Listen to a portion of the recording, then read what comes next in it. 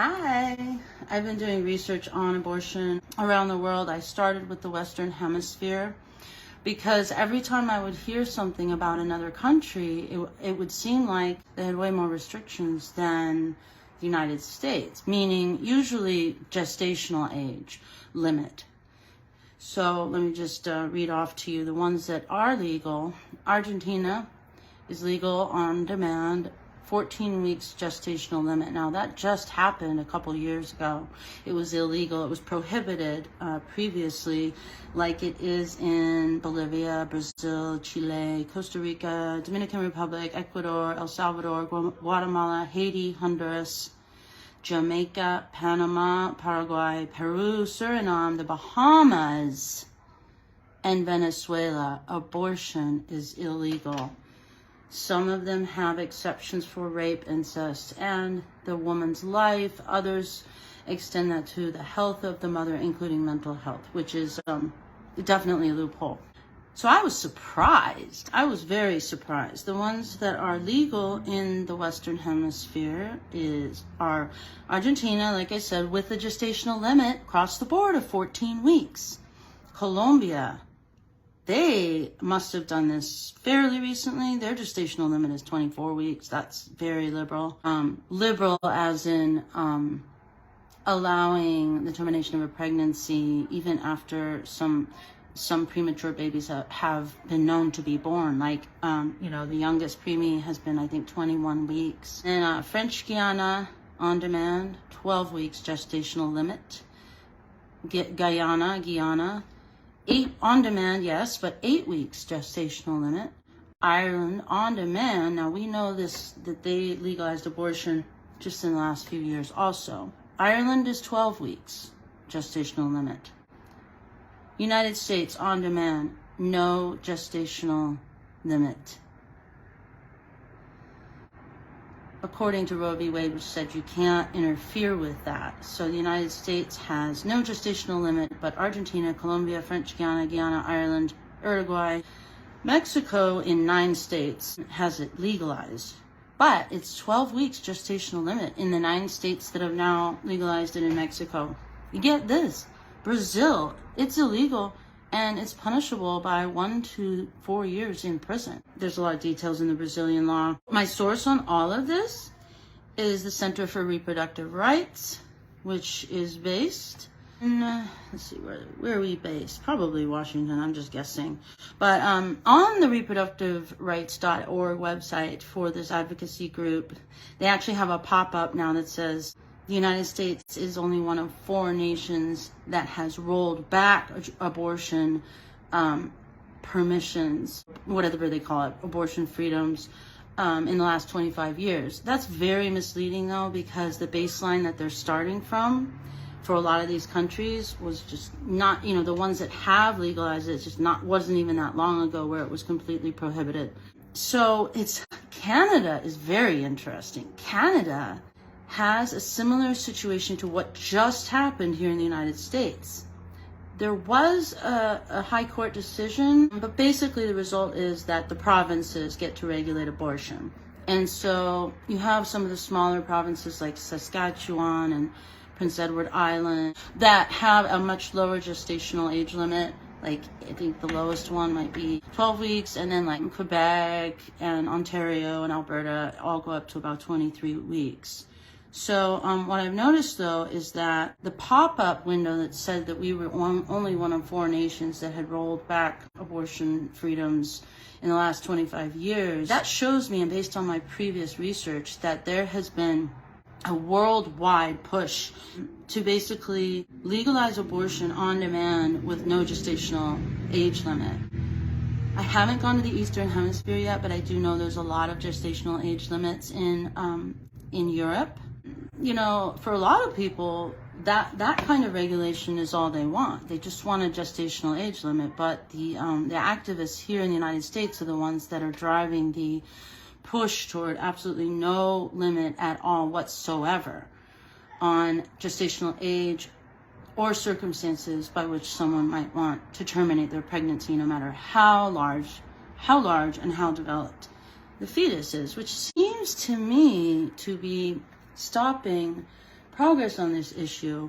As far as now progress, what I mean is just common sense regulation to minimize harm. A lot of people, when you start talking about this Supreme Court decision, you know, just last night down the road, I was talking to somebody at the convenience store, and a lot of people immediately bring up rape. And it's a good place to start the conversation, because I saw a very heartfelt post by a woman, a Facebook friend of mine.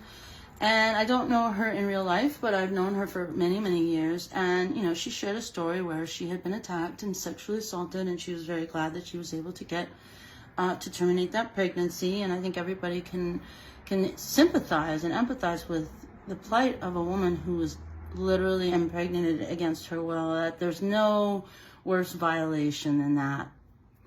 And I've thought about this rape question for a long time now.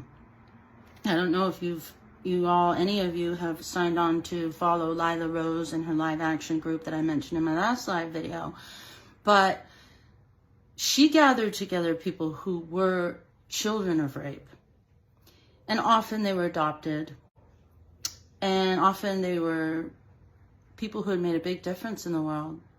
And so there is a group of people, a movement of people who say, well, terminating that pregnancy is basically just another crime added to the first crime. And what did this individual do to lose the right to life? And we see that once they are of age and can talk, I don't think there's anyone who, unless they're very twisted, who wishes that they had been aborted. So that is a very interesting look. I also remember when I was 18 years old, I was working in a newspaper in Albuquerque, New Mexico. I was an intern reporter there, but I had a full, beat and everything. I went to this Catholic-run shelter for unwed mothers, and I just went in. It was a feature story to talk to some of the women. I remember one of them said that she had been raped. But it was a very nice atmosphere. They were all very young and being taken care of. Probably a lot of them were going to give up a baby for adoption. Now that is a lot of time out of your life. I understand that.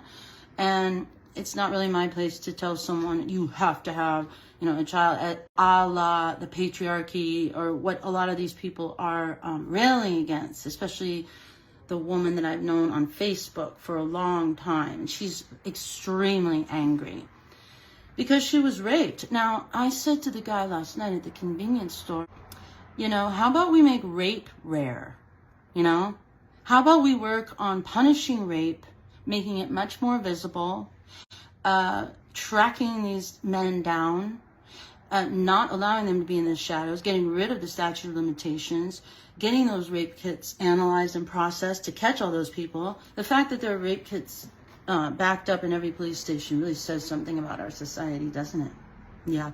And so I am a champion of women and women's rights and their right to bodily autonomy, to not be forced to do anything, whether it's physically forced or coerced. Sadly, I think normalizing abortion at any gestational age is really, that's not the first solution we should be looking toward, by the way, Remember, Bill Clinton and Hillary Clinton both said abortion should be safe, legal, and rare. Well, Hillary Clinton is being, yet again, disingenuous when she says that this Roe versus Wade decision is, a travesty and is an attack on women's rights by the patriarchy, because she knows good and well that every state will now be able to regulate it itself, just like in Canada. And the ones that don't have any restrictions at all can probably continue to have not have restrictions.